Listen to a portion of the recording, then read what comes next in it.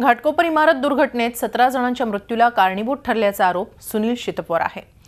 Cable operator ते land mafia असा या शितपचा प्रवास। कोण आहे हा शितप, पाहूया हा खास रिपोर्ट।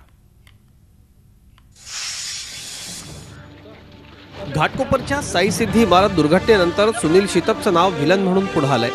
शिवसेनेचा पदाधिकारी असलेल्या शितपनं तळमजल्यावर केलेल्या बेकायदा बदलांमुळे बांधकामामुळेच ही इमारत कोसळल्याचा आरोप स्थानिकांनी केलाय।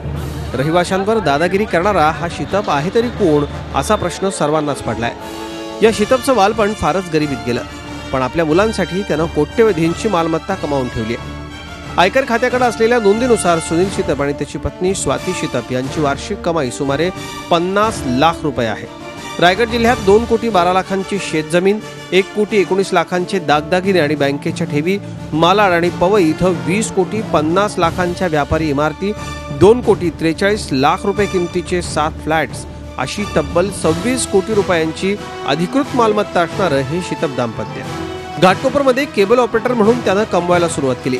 आता तो कोट्याधीश बनलाय, पण त्याचा खरा चेहरा समोर आलाय तो भूखंड माफिया म्हणून।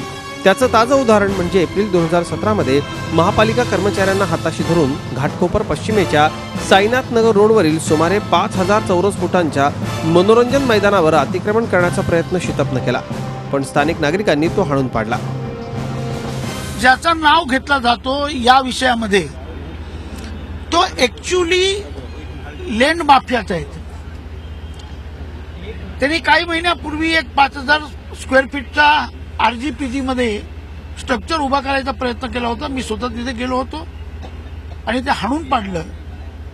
अशा प्रकारचे घाटकोपरमध्ये या माणसांचा इतरही अनेक अनधिकृत बांधकामाचा फार मोठा कारोबार आहे। असे प्रकारचे जे काही केसेस या एन वॉर्ड आणि विशेष करून एस वॉर्ड आणि एन वॉर्डमध्ये जे चालू आहे, या सगळ्या प्रकारची चौकशी करणे गरजेचे आहेत। आणि या व्यक्तीचा मागे जे लीगल डिपार्टमेंटचे अधिकारी आहेत, वकील साहेब जे लीगल डिपार्टमेंटमध्ये काम करणारे महानगरपालिकेचे, त्याचबरोबर महानगरपालिकेचा बिल्डिंग फॅक्टरी डिपार्टमेंट, ह्या दोघांची चौकशी करणे अत्यंत गरजेचं आहे। कोर्ट कज्जात अडकलेल्या वादात सापडलेल्या मालमत्तांवर सुनील शितपचा खास डोळा असायचा। अशा मालमत्ता तो खरेदी करायचा आणि संबंधित व्यक्तींना दमदाटी करून त्या ताब्यात घ्यायचा। त्यासाठी महापालिकेच्या इमारत आणि कारखाना विभागाच्या अधिकाऱ्यांची तो मदत घ्यायचा। मोकळ्या जमिनीवर अतिक्रमण करून जागा बळकावण्यात शितप माहीर असल्याचा आरोप होतोय। महापालिकेच्या ऐन विभागातील अधिकारी, पोलीस आणि शितप यांचं सिंडिकेट असल्याचं सांगितलं जात आहे। त्यांच्या विरोधात कोणी तक्रार केली तर ते सर्वजण तक्रारदाराला गोत्यात आणायचे। पैशानं गब्बर झालेल्या सुनील शितपच्या बायकोनं महापालिका निवडणूक शिवसेनेच्या तिकिटावर लढवली होती। त्यावेळी हवा असा वाटणारा शितप या दुर्घटनेनंतर मात्र शिवसेनेला नकोसा वाटू लागलाय। जो कोणी असेल त्याच्यावर कारवाई करायला पाहिजे, परंतु सुनील शितप हा शिवसेनेचा कोणत्याही पदावर नाही। तो शिवसेनेच्या मूळ जी शिवसेना पक्ष आहे त्या पक्षाच्या कोणत्याही पदावर तो नाही। शितपला साई सिद्धी इमारतीत रुग्णालयाच्या जागेत रेस्टॉरंट सुरू करायचं होतं, पण जादा पैशांच्या हव्यासानं शेवटी घात केला।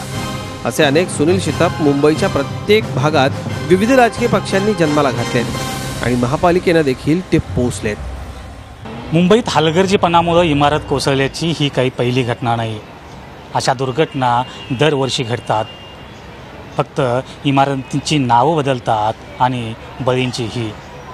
एवढं होऊ नये, महापालिकेच्या भ्रष्ट यंत्रणेला जाग येत नाही आणि स्थानिक राजकारण्यांचा हलगर्जीपणा कमी होत नाही, हे दुर्दैव। प्रशांत अंकुशरावसह कृष्णात पाटील, झी मीडिया, मुंबई। झी 24 तास रहा एक पाऊल पुढे।